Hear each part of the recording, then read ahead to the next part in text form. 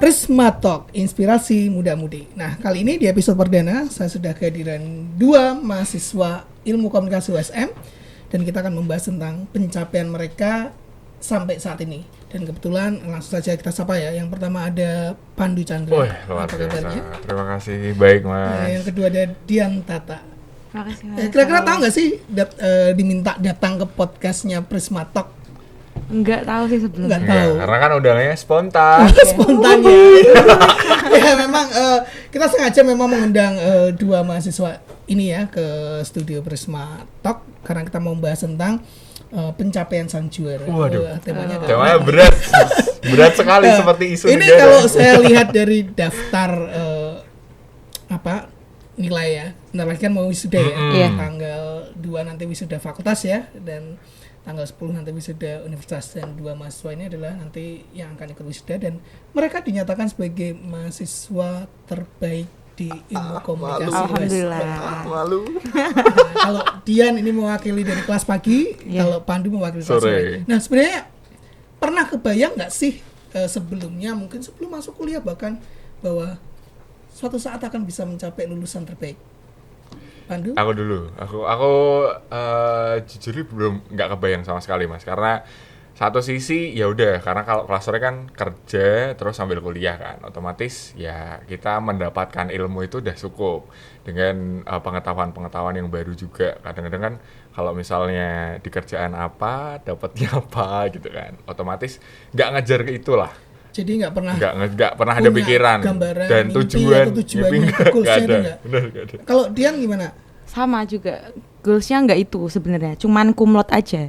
Cuman karena jadi kayak gini, kayak speechless, kayak wow Naomi gitu. Scott ya? Iya, kayak oh my god, ternyata bisa lebih, targetnya bisa Melebihi naik ya, ini? melebihi. Pertama tahu dari siapa ini? Dari Pandu sih yang ngasih tahu. Hah? Aku? Ke Pandu itu. Dari panitia ya? Iya, dari panitia. wisuda ya. Nah, Panitia. begitu dihubungin, kemudian biasanya ada profil ya, diminta untuk video profil. Tulisan. Itu respon pertama apa?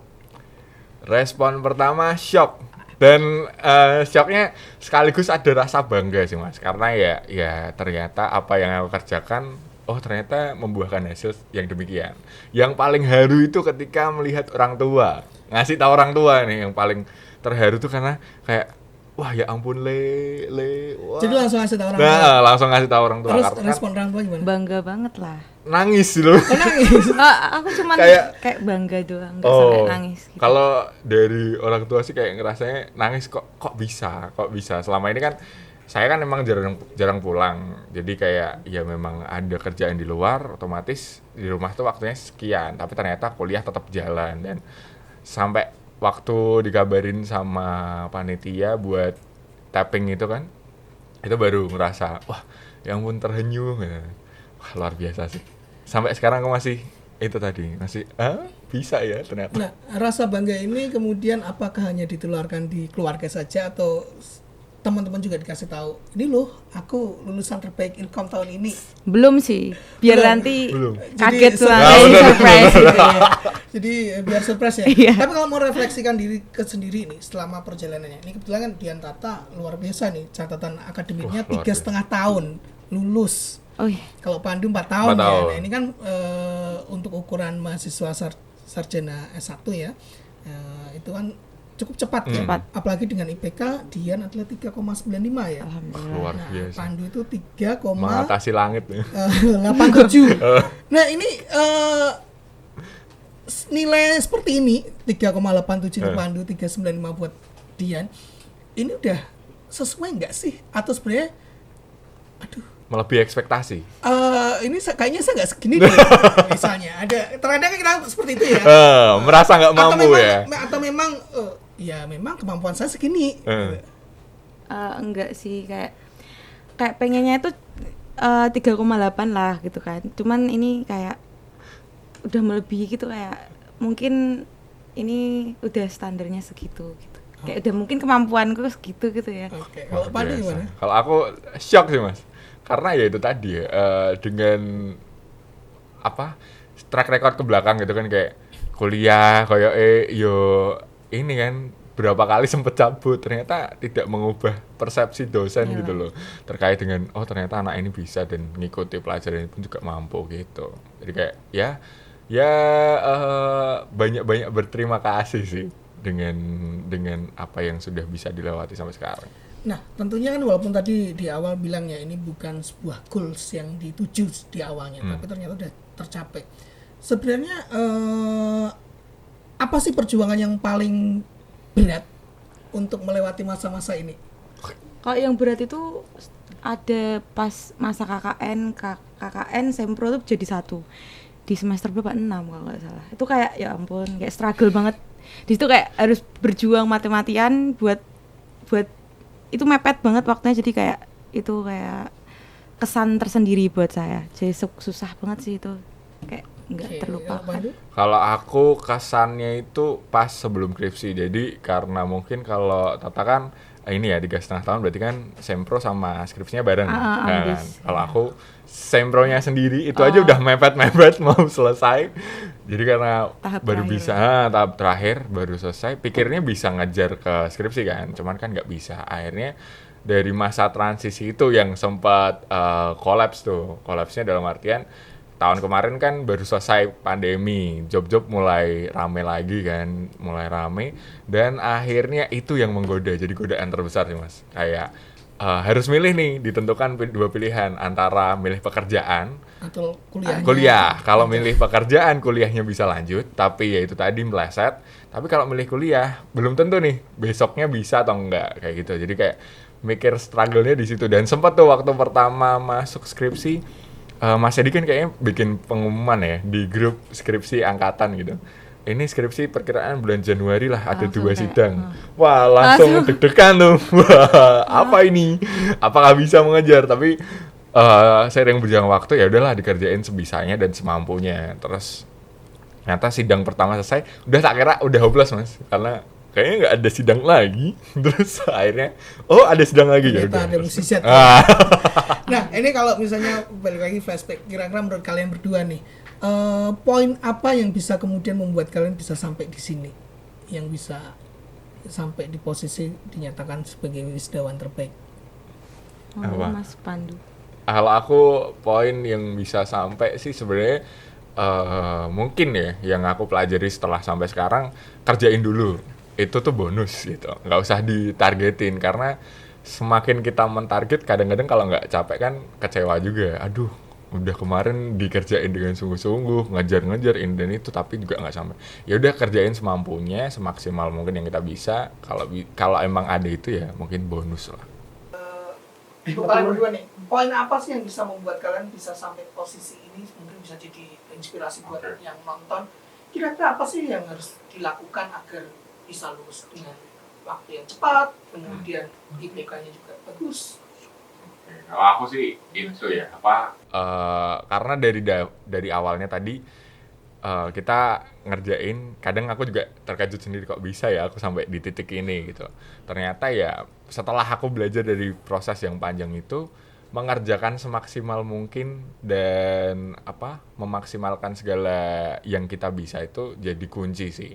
Dan nanti hasil akan mengikuti. Dan kadang-kadang yang jadi pikiran tuh adalah kalau misalnya kita udah punya target terus gak kecapai, nah terus akhirnya kecewa, nular kemana-mana kan. Jadi lebih baik ya udah sewajarnya dan sebisanya nanti hasil yang menentukan. Kalau aku lebih ke usaha aja. Kita kayak usahanya tuh kayak misal memaksimalkan waktu, kayak ada tugas tuh jangan malas-malasan, langsung dikerjain semaksimal mungkin, karena hasil kan pasti ada, setiap proses pasti ada hasilnya, jadi kayak langsung dikerjain, rajin gitu. Jadi ada time managementnya ya? Iya, ada time managementnya. Nah, ini kalau menurut kalian nih, bagi sebagian orang kan kadang pencapaian sesuatu itu tadi ya membanggakan pasti, tapi dia merasa beban nggak? Karena ini kan mengingat tahap awal untuk kemudian masuk ke dunia baru nih, dunia kerja nih. Mungkin kalau Pandu udah kerja ya, mungkin kalau Tata sendiri nih, next kan harus berkarir ya, terjun Iya. karir. Ada beban nggak sih kemudian dapat gelar sebagai lulusan terbaik, IPK-nya 3,95 atau biasa aja? Sebenarnya ada beban ya, karena nanti semisal kalau nggak dapat kerja kan nanti pasti orang-orang pasti nyangkanya mulut ini tetangga memang kan mulut tetangga bahaya sulit. gitu kan. Terus habis itu kayak tetap adalah beban kok, saya tuh ada beban. Cuman ya let it flow aja, nanti pasti bakal ada rezeki gitu, jadi nggak takut. Tapi sudah ada plan ke depannya Ya, udah. kemana? Sudah ada plan beberapa pandangan gitu ya. Cuman kalau tadi mikirnya juga sama sih, agak sedikit beban gitu ya Mas. Karena terlebih kalau misalnya ngelihat konten di sosial media gitu ya, kalau yang HRD tips, interview tips ini, nilainya jangan ketinggian. Kamu para HRD mikir Iya dua kan, kali. kadang Nah, kayak wah. aduh Karena kalau takut dia ketinggian. mau bayar berapa. Nah itu kan. Terus wah pasti punya idealis tinggi dan lain sebagainya. Terus tapi ya mikirnya tadi kayak Tata bilang, ya udahlah semua ada rezekinya, tinggal kita jalanin aja. Oke, Gitu. tapi kalau bagi kalian nilai itu penting nggak sih kalau selama kuliah? Menurutku penting karena setiap pekerjaan kan ada standarisasinya. Jadi kayak mungkin harus mencapai target lah, kayak di atas 3,5 gitu. Kalau aku so-so ya 50-50 nih. Tapi kalau yang prinsip aku gunakan enggak begitu penting. Nilai itu hanya angka ya. Semua karena aku selama ini bekerja itu enggak mengandalkan nilai. Jadi aku taunya adalah setiap hal yang ku kerjakan itu ya berdasarkan kualitasnya. Skill. Ya apa yang tak kerjakan sekarang kayak misalnya kuliah gitu.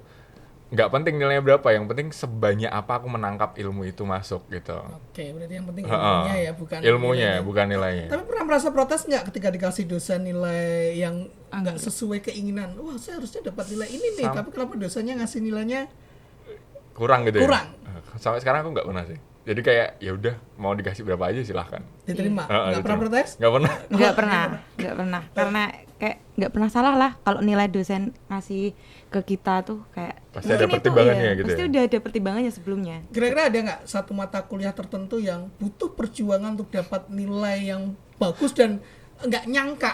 Saya ketemukan terkadang ada ya di kampus kan ada dosen yang killer, yang ngasih nilai tuh luar biasa susahnya untuk dapat nilai A. Mungkin di awal kalian nggak punya ekspektasi, wah di mata kuliah ini kayaknya susah dia dapat nilai A, tapi ternyata dengan kerja keras kalian bisa tercapai. Kira-kira ada nggak? Apa tuh, Pak? Dia apa, atau mungkin bisa berbagi pengalaman caranya gimana untuk menaklukkan mata kuliah tersebut yang terkenal mungkin susah. Manajemen organisasi atau apa waktu itu ya, ada mata kuliahnya Bu Gita kalau nggak salah, pakainya bahasa Inggris. Maksud saya kayak itu bener-bener berat banget, kayak ya ampun, kayak mungkin B aja udah bagus alhamdulillah gitu. Jadi kayak dapat A tuh bersyukur banget, soalnya yang lain pada B gitu. Jadi kayak alhamdulillah. Jadi di kelasnya Bu Gita ya. Iya, kelasnya Bu Gita. Mas Edi juga sih. Iya dulu. Di depannya langsung banget. Mas Edi juga susah, tapi alhamdulillah A terus sama Mas Edi. Oh, luar biasa. Kalau Kalau Anda aku dua sih Mas. Itu waktu itu sama juga Bu Gita, Mbak Gita itu dulu pernah apa ya? Kayaknya ngirim-ngirim ini loh, pers release. Itu penulisan rilis kalau nggak salah. Itu susah banget menurutku karena ya itu tadi ya, kita baru masuk, benar-benar nggak pernah bersentuhan dengan itu. Terus habis itu disuruh kasih tugas untuk nulis rilis dan diterbiti di media. Dengan relasiku yang terbatas, otomatis ini ya bikin aku kayak mati kutu gitu kayak ini ditaruh di mana, sedangkan media di Semarang pun juga terbatas gitu kan, nggak sebanyak itu yang kita tahu, apalagi yang kredibel yang punya track record jelas. Terus akhirnya waktu itu udah tuh bagi-bagi tugas, udahlah tulis aja semampunya, tulis aja sebisanya, ngerjain, terus dapat link baru kan, kenalan dari beberapa wartawan di sumber berita baru kayak lupa aku pasti sih. Terus akhirnya udah selesai itu kayak dapat B udah, wah syukurlah. Nggak ngulang aja udah. Mimpinya sebenarnya dapat C. Enggak dong. Tapi kayak nggak ngulang aja udah kayak aduh lega banget. penting nggak ngulang ya? Udah, yang penting itu nggak ngulang, karena ada beberapa temanku kayak ngulang dan itu ngulang terus. Dan yang terakhir itu skripsi.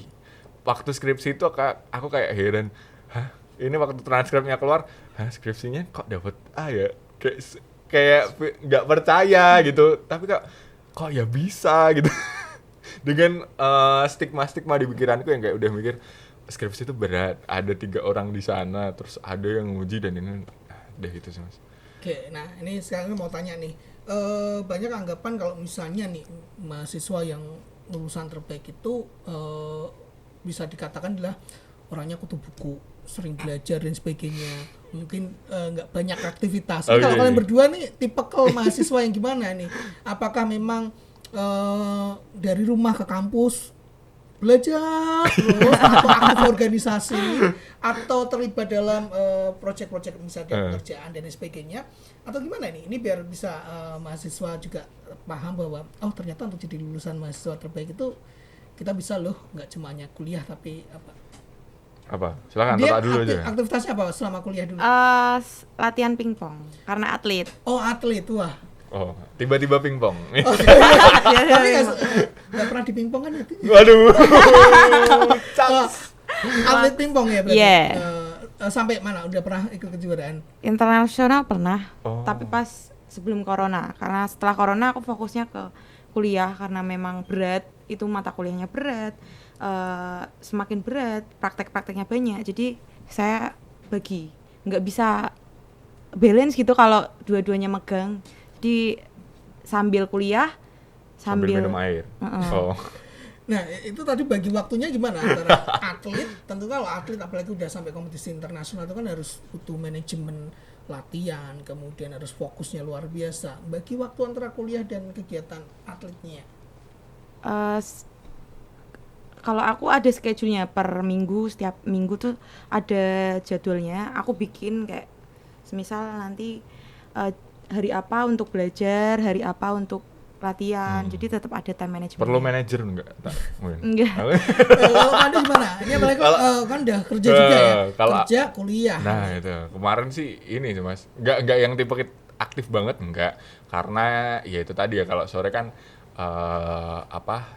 bersyukurnya sih agak slow gitu, enggak yang sekaku itu kan. Kalau sore kan lebih padat. Jadi kalau di kampus ya udah langsung kuliah. Cuman pembagian waktunya agak bingung juga sih, kelimpungan, karena sebelumnya kan juga ini ya, jam kerjanya itu nggak nentu. Jadi 24/7 lah, kapan kamu dibutuhkan ready gitu. Otomatis ya itu tadi, baginya agak kelimpungan dan bukan tipikal yang ini apa banget ya. Oh, belajar terus enggak. Karena kalau aku sendiri sudah kerja pun juga merasakannya sekarang sih. Relasi itu yang membantu gitu. Jadi kayak kuliah sambil cari relasi, beberapa kenalan gitu kayak oke. Banyak ilmu baru yang diserap. Oke, nah menurut kalian tips apa agar bisa mahasiswa itu dapat nilai bagus, bisa lulus dengan tepat waktu, apa yang harus dilakukan nih? Bawain dosennya makanan cocok. Kayaknya saya nggak pernah deh. Nggak pernah, aku juga pernah. Ditolak kadang-kadang, Mas Sami gitu kayaknya. Apa ini kira-kira tipsnya gimana? Kuliahnya tuh harus seperti apa nih? Biar lulus bisa 3,5 tahun atau 4 tahun, IPK-nya bisa cum laude. Biasanya ambis ya? Waduh, nggak tahu ya. Aku kan enggak ya, Bu. Mohon maaf nih. Enggak. Teman-teman sih, kalau teman-teman circle-nya bagus, menunjang gitu, jadi kayak semangat gitu buat. Jadi harus punya temen yang benar-benar bisa saling mensupport dan memotivasi ya. Harus circle-nya harus baik. Di luar itu bukan apa? circle-mu ya. Di luar itu apa kira-kira? Di luar itu ngasih makan dosen. Waduh, ngasih makan dosen dong luangnya. Enggak, bercanda loh. Aduh. Pak serius banget ya, takut ada ya. dosennya seperti itu ya? Enggak ada. Relasi sih, sering tanya ke dosennya. Gitu aja sih. Sering tanya ke dosen. Kalau aku ini sih, mungkin yang jadi tips mengerjakan tugasnya. Karena kalau udah dicap gitu ya, misalnya nggak pernah garap tugas itu kayak udah nempel stigmanya, ya udah ke belakangnya kayak susah gitu. Nggak tahu Tata setuju atau enggak. Kayak misalnya, oh udah nih anaknya kesat nih, malas nih. Jadinya kayak makanya tanya kan, ngerjain langsung. Ngerjain. Biasanya ya yang paling kelihatan tuh itu. Terus sama biasanya kalau aku ini aktif aja di kelas. Di kelas aktif biasanya, kalau nggak tanya. Kalau ada praktek tuh maju biasanya. Saya. Pokoknya maju, Ya, apapun maju, maju. apapun. Yang penting pede dulu ya. Oh, pede Masalah dulu. bener atau salah urusan belakangan. Paling enggak kalau salah kan malu aja Mas itu.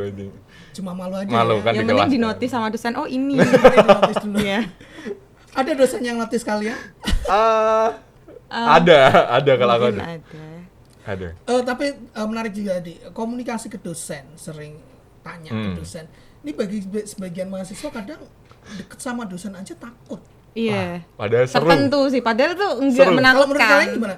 Cara pendekatan yang baik sama dosen agar kemudian kita tadi misalnya kalau pas ada tugas kemudian bingung nanya, kemudian bisa jadi tempat diskusi dan sebagainya. Cara kalian pendekatannya gimana? Kalau aku pendekatan ke dosen sebenarnya bukan pendekatan sih, pengen aja belajar dari kisahnya. Karena aku tipikal orangnya bukan yang belajar dari literatur, tapi belajar dari pengalaman experience orang gitu kan nggak ditemui di literatur kan Mas. Terus caranya belajar itu ya kadang aku pendekatannya lewat hal-hal yang disuka. Itu semua sih, semua dengan circle baru aku akan berusaha belajar. Misalnya kayak Mas Edi itu sukanya fashion, aku akan belajar itu sebelum aku kayak itu. berkumpul gitu kayak Mas, ini ada fashion ini baru nih, kayaknya cocok ikut kontes ini. Jadi kayak satu topik yang otomatis membuatku belajar lebih lagi. Mau nggak mau kan otomatis aku yang nggak suka busana, misalnya fashion gitu. Aku harus belajar itu untuk, oke, tahu nih, kalau ngobrol aku nggak kehabisan bahan nih gitu. Jadi itu sih yang selama ini aku terapkan, nggak cuma ke dosen, tapi ke semua orang yang kutemui gitu. Kalau Dian? Kalau aku sharing sih sama kayak ini, kayak Pandu, kayak lebih ke hobi-hobinya, terus yang nggak ditahu biar apa namanya, biar banyak topiknya gitu. Jadi dari situ kita tahu. Hidayat bukan? Enggak. Nah. Iya. Itulah. Tapi ada benefit nggak sih misalnya bisa deket sama dosen, kemudian bisa sering ngobrol sama dosen atau diskusi bagi selama perkuliahan? Kalau benefit tuh benefitnya kita sering dinotis aja, jadi kita lebih diperhatiin. Tapi kalau untuk nilai itu kayaknya enggak sih, itu sesuai kemampuan aja sih kalau. Oke. Kadang kan ada yang deket iya. nih nanti nilainya bagus nih karena KKN ya. Pernah nggak nepotisme. ngerasain seperti itu? Kebanyakan kalau saya selama jadi dosen ya kadang ada wah kalau deket sama dosen si A si B itu pasti jaminan nilainya A. Iya, kadang ada. Kalau aku nggak merasakan itu ya. Jadi kayak apa ya? Beberapa dosen yang masih ketemu di luar itu cenderungnya malah ya udah kita kenalnya di luar ya profesional di luar aja. Ya, Kayak ya kita teman-teman di luar. Kalau di kampus ya udah kita mengondisikan diri gitu. Tapi kan mulut tetangga. Nah, itu yang Makanya susah kan- dikontrol ya dari dulu Nah, soalnya. kalau menghadapi misalnya cibiran dari teman-temannya, wah kamu dapat nilai A pasti gara-gara itu sama dosen A nih atau apa nih? Itu yang kalian lakukan apa nih ke teman-teman yang biasanya nyinyirin seperti itu? Kalau aku biasanya nggak tak dengerin sih kayak biasanya tak komporin malahan. Jadi kayak biasanya melawan cibiran itu dengan cibiran juga atau dengan keuntungan kayak wah ini mesti kakaknya nih nepotisme nih gara-gara deket. Oh ya jelas makanya itu punya kenalan dosen pasti dia diem gak akan ngelanjutin lagi. Ya udah sampai di situ. Makanya mau dibilang itu sombong atau enggak ya terserah orang mau interpret apa silahkan. Cuman aku niatnya biar itu topik gak berlanjut. Cuman ya selama ini aku ngertinya nggak ada sih yang ngerasa kayak gitu. Otomatis kayak ya udah kalau di kampus ya di kampus. Meskipun aku deket, kayak aku bisa memposisikan diri nggak deh. Kayaknya ya udah mengondisikan diri aja kunci. Kalau Dian Ada, cuman aku bodo amat aja kayak. cuek gitu ya? Iya cuek kayak buat apa? Biarin aja nanti kan pasti Betul. dia juga nanti kan bakalan deket juga. Kalau akunya deket dia kan pasti deket juga. Ya udah. Nah, ini kan satu momen yang tadi di awal dibilang bahwa nggak pernah dipikirkan, nggak pernah ditargetkan, kemudian tercapai. Poin pertama ini kemudian next ke depannya setelah lulus kuliah, entah nanti berkarir atau apapun. Jadi pengen punya goals lebih dari ini nggak sih? Atau tetap konsepnya ya udahlah jalanin aja, nanti mau hasilnya kayak apapun ya itu kalau bagus ya bonus, kalau enggak ya udah. Atau memang ini akan jadi pemicu buat kalian bahwa ini aku udah nyampe nih di poin ini nih, berarti ke depan kayaknya aku bisa deh harus sampai di sini. Goal selanjutnya gitu. Iya. Setelah ini gitu Iya. ya. Kayak kamu dulu aja. Kalau aku sih ada triggernya. triggernya ada sih mas, kayak ternyata aku bisa ya sampai sini, dan itu kayak satu sisi jadi membangkitkan semangat untuk belajar lagi, terus satu sisi juga ternyata manusia dengan menetapkan sebuah tujuan atau goals tuh juga nggak salah, orang kita juga bisa mencapainya gitu. Dan meskipun goals itu mungkin orang bilang kayak wah goalsmu nggak tercapai, tapi kan ada poin-poin di belakangnya atau di sampingnya yang bisa kita pelajari, karena sebuah goals itu pasti ada anaknya juga tinggal kita mau kemana. Dan kalau aku sih ya itu ya, jadi timbul semangat, dan mungkin akan coba sih beberapa kasih goals meskipun nggak yang tinggi dulu lah, yang apa kira-kira dalam waktu dekat misalnya pencapaiannya ingin kayaknya harus saya posisi sini deh. Mungkin yang sebelumnya kayaknya akan susah deh, tapi dengan ini jadi trigger buat diri sendiri, saya harus bisa nih di posisi ini. Kalau aku target yang masih aku impikan itu ya dari orang tua, kehabisan terusin studi. Lanjut itu S2. lanjut Sama. S2. Oke. Itu yang masih mikir, ini duitnya dari mana? Iya, agak bingung di situ Nah, ya. kan? Makanya itu. Kenapa bermimpi pengen kuliah sampai lanjut S2? Pengennya tuh dosen, karena pengen jadi cita-citanya dosen. dosen. pengen dosen. Iya, jadi kayak mungkin mau lanjut lagi lah, pencapaian ini masih kurang menurut aku, karena masih pengen ngejar cita-cita aja. Kayak cita-citanya Oke. apa? Pengen jadi dosen. Dosen tadi. Karena santai. Oh, iya. Bukan, maksudnya santainya tuh Waduh, iya santai kalau kayaknya kita harus Kayaknya balik deh. lihatnya Gimana Mas santai. Edi menanggapi Apakah hidup saya sesantai itu?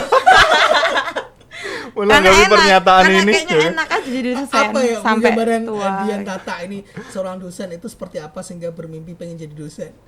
Karena kayaknya enak aja ngelihatnya gitu, ketemu mahasiswa orang banyak. Kok aku yang mendengar cerita-ceritanya ingin ketawa sebenarnya. Ya, tapi itu kan namanya cita-cita Iya, orang iya, kan betul, punya betul. pilihan.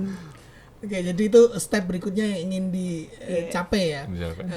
Kira-kira akan lebih terplan dengan baik. Kalau sebelumnya kan tadi udahlah jalanin aja. Ini kedepannya mau saya harus bikin plannya yang matang sehingga berapa tahun lagi akan tercapai itu.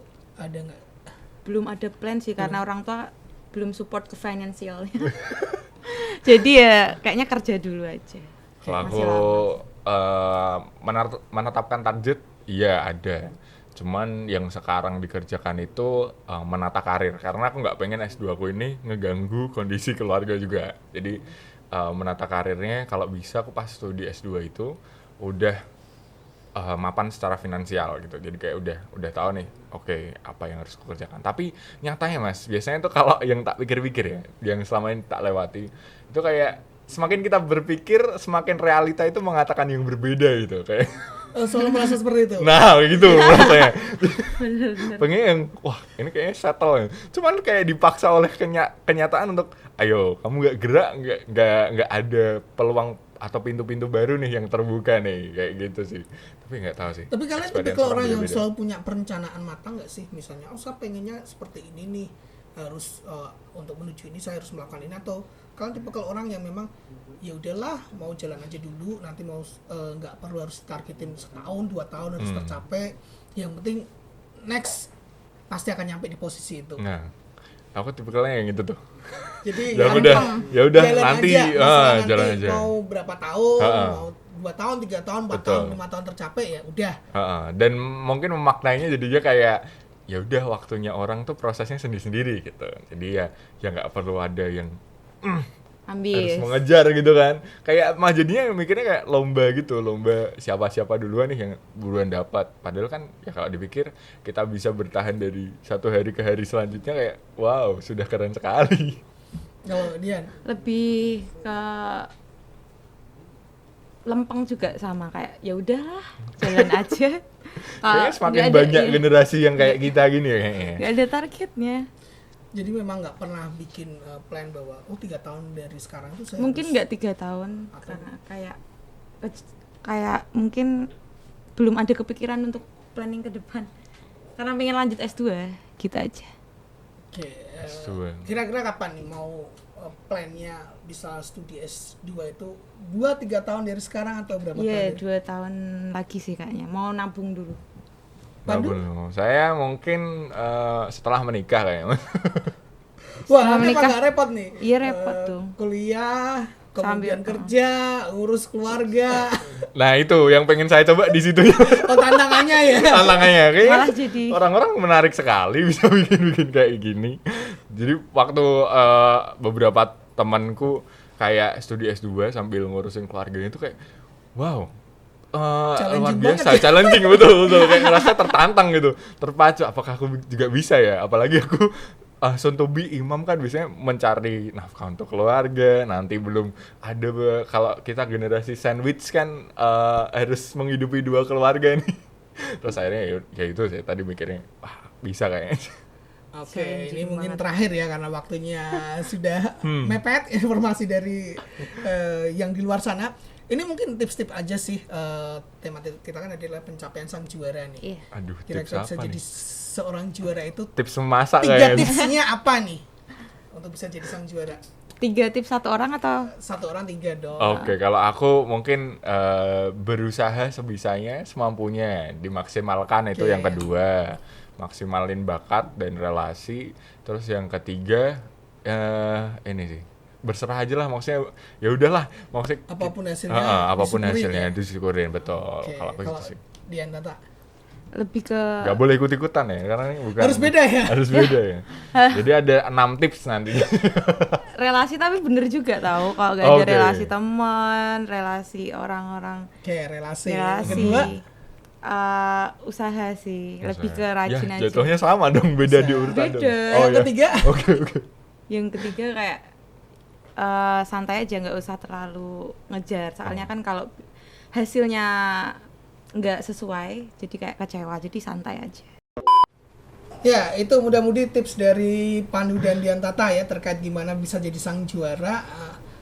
Tadi ada relasi, kemudian usaha, dan nggak ngoyo dan selalu bersyukur ya. Semoga bisa menginspirasi kalian yang di rumah. Dan kita nanti akan ketemu dengan obrolan-obrolan seru di Prisma Talk. Tapi sebelum episode ini berakhir, kita punya tradisi akan Us. foto bareng dengan Entah kira angkat trofi Saya ya. boleh minta tolong? Wah, luar biasa. Ada foto kita. Oke, kita akan foto dulu ya. Foto 1. Ya. Wah, oke. 10 ribuan. Yuk, teman muda-mudi yang mau foto bisa main ke Oke, studionya dengan Prisma demikian Talk. Prisma Talk episode pencapaian sang juara berakhir sampai sini. Kita ketemu di episode mendatang. Bye.